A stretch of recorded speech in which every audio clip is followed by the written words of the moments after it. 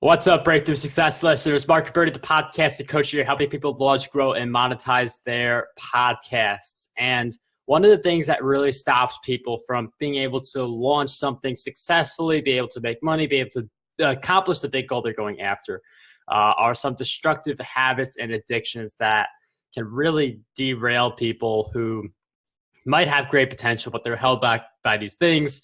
For some people, like the addictions, we could be thinking drugs and alcohol, all things like that. But destructive habits, that could be like watching TV and other things that we may not be fully aware of, but are still impacting us nevertheless. So our guest is going to share the hidden key to ending all that bad stuff so that we can achieve more of our goals. He's a physician and educator in the fast-growing field of integrative and functional medicine with a particular focus on stress management and ending destructive habits. Our guest offers private stress management consultations, volunteering as a health consultant for St. Matthew's House, and serving as a clinician for SignifyHealth. Our guest for this episode of Breakthrough Success is none other than Bill Bergman. Bill, welcome to the show. Well, thanks so much, Mark. I'm so grateful to have the opportunity to share with your audience about what my research and the application of this research has been to really help people to, as you say, get over the what can be significant barriers to realizing their full potential. And I'm really just grateful to you for giving me the opportunity to share this information. Well, Bill, I'm very happy to have you on Breakthrough Success, and being able to get through destructive habits, get through addictions, that's something that a lot of people would benefit from. So I'm wondering if you can share with us. I mean, I know you've helped a lot of people with this stuff. I know you've seen a lot of people with this stuff. What do you think is like that first key step people have to take to get on that road to kicking out the bad habit? Right. Well, a lot of the work that I do with people is based on really some very cutting-edge brain research, which is really, in many ways, kind of giving us a new perspective on how to end unwanted habits, addictions, and this kind of thing. You know, the prevailing viewpoint, even amongst the professional health professional or mental health professional community, is that unless we delve deeply into a person's kind of past, their personal issues that might have been going on that created this destructive habit, that unless we deal deeply with the personal issues, we really just won't be successful in having a person end a habit. But it turns out that that's not true.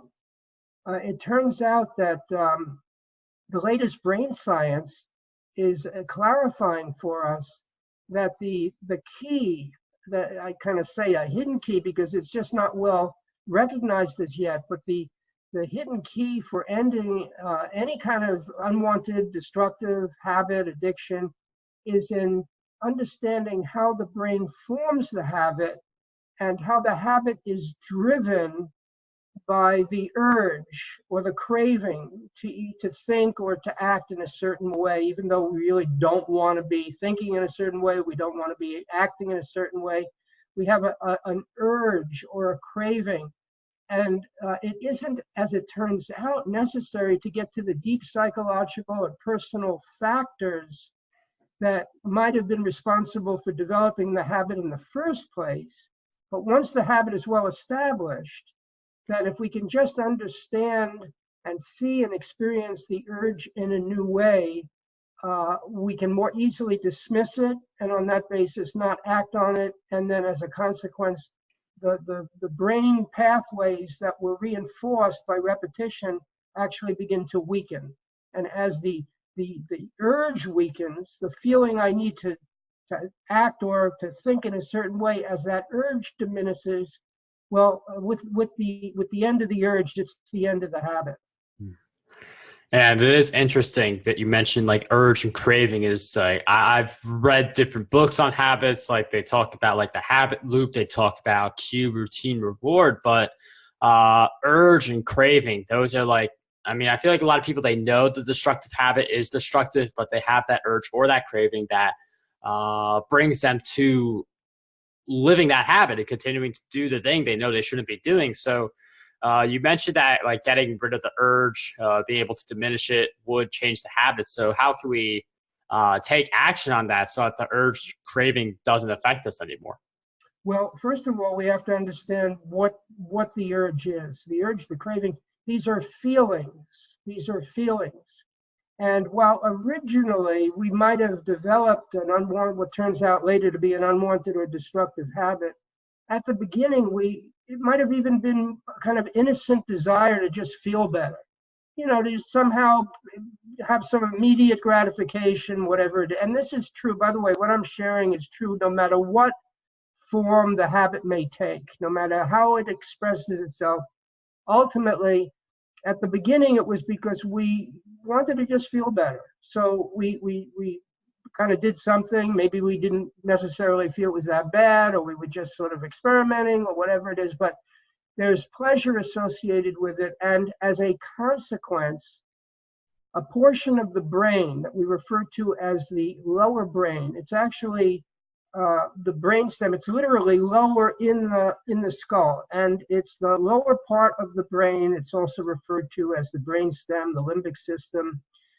But this lower brain is responsible for one thing, and that is our survival.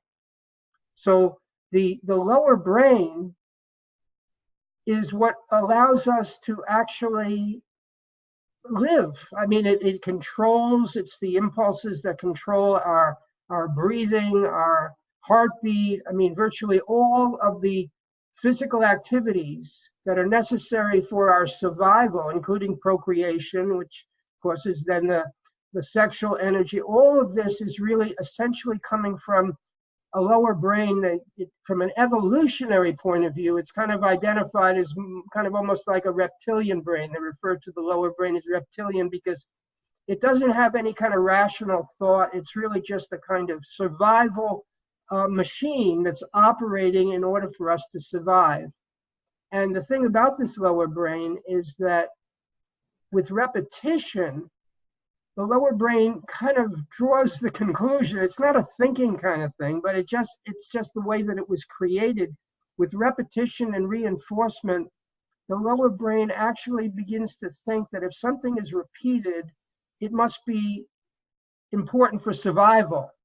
And on the basis of it, mistakenly believe that this kind of activity, whatever it is necessary survival, it will continue to send stronger and stronger impulses from the lower brain, which is what creates the feeling, the urge, the craving.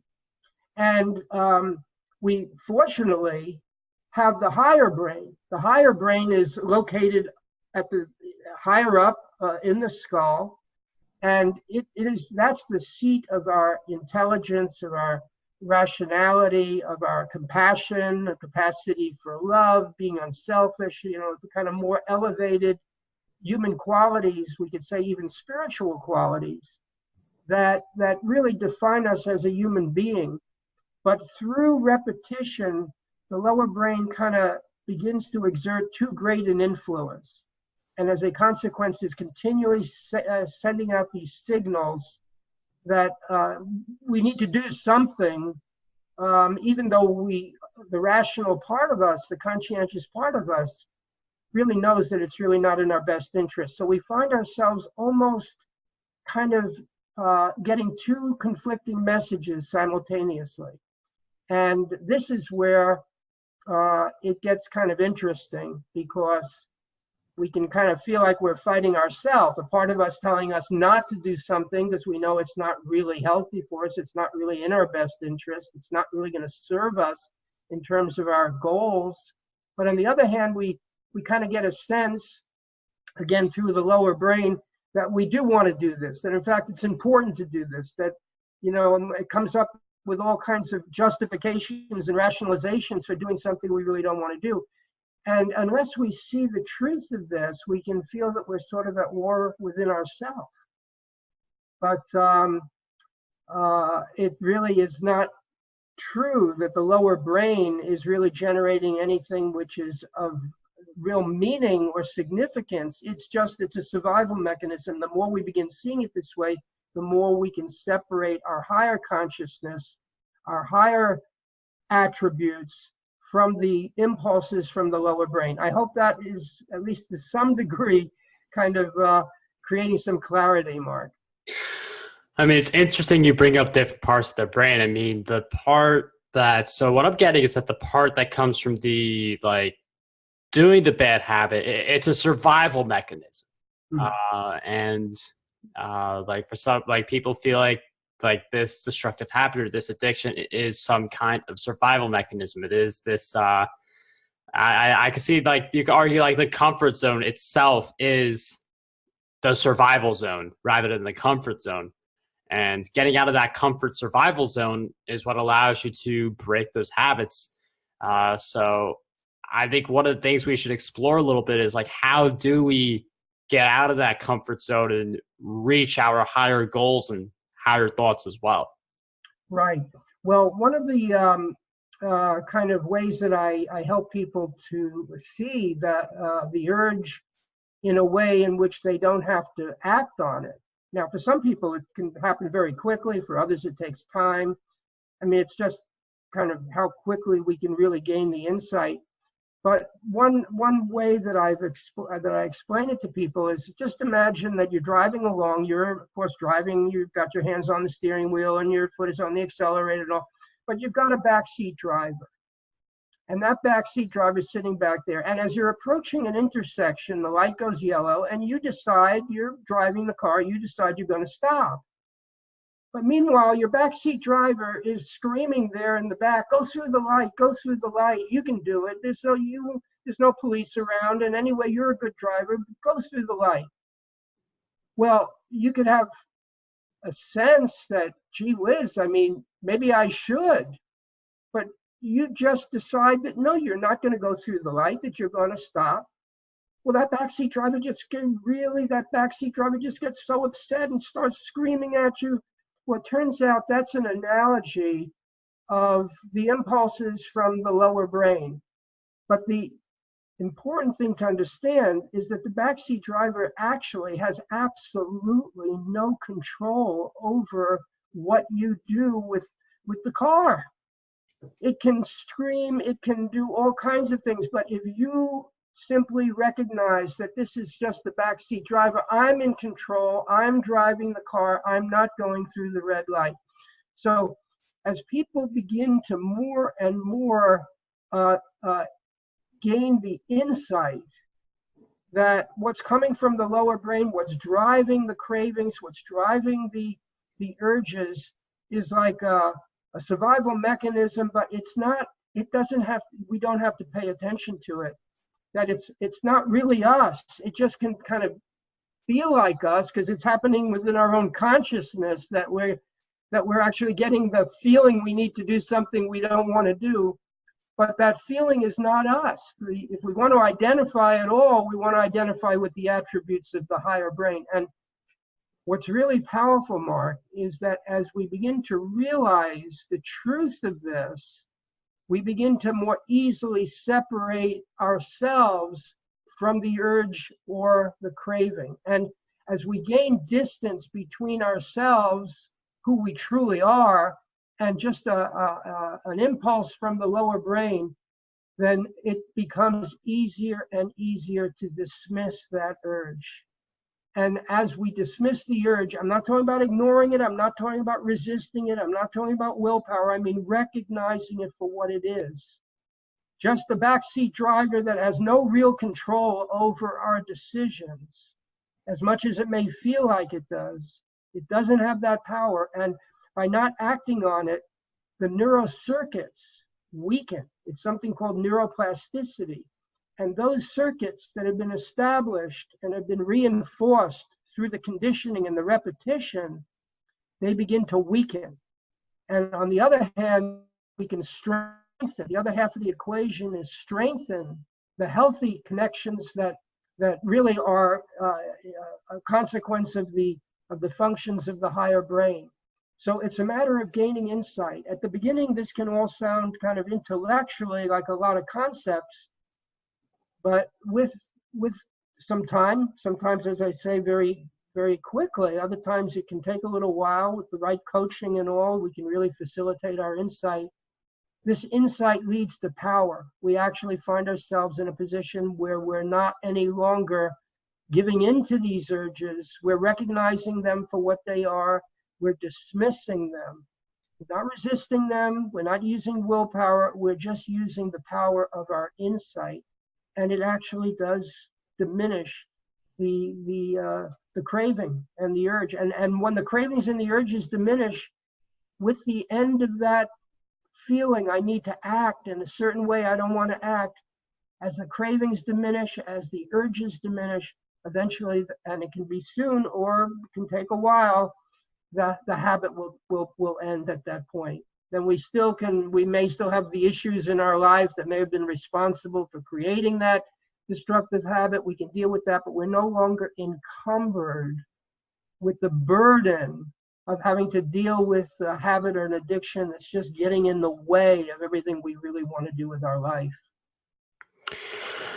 Yeah, and I like the example you gave of like driving and like deciding to stop at the yellow light, because it really gives a clearer picture. Because I know like brain stuff could be like difficult for people, again, unless you're in that kind of thing. But I mean, like just that picture paints a lot more of a clear image of like, you know, there's that voice in the back of our head, and we just have to stay firm with what we want to do, have the desire and purpose attached to the positive habits, the positive things that we want, and then the magic can start to happen once we really get clear on these different frameworks. And I know that if you guys want to learn more about Bill, one option is enddestructivehabits.com. There's a free special report there on how you can end destructive habits and addictions, which I do recommend. It will be in the show notes. Are there any other place we could go to just find you and follow your work and continue to see what you're up to? I think that's the best, enddestructivehabits.com, Mark. I think that would be the best place to start. You get your free special report, and then from there, the people can connect and learn more about this approach.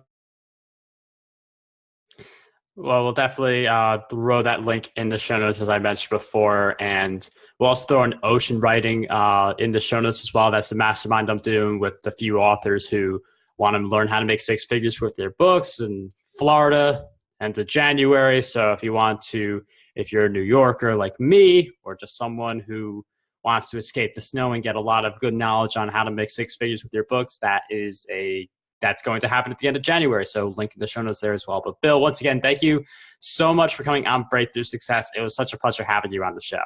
Thank you so much, Mark. I wish you and your audience the very, very best. Thank you.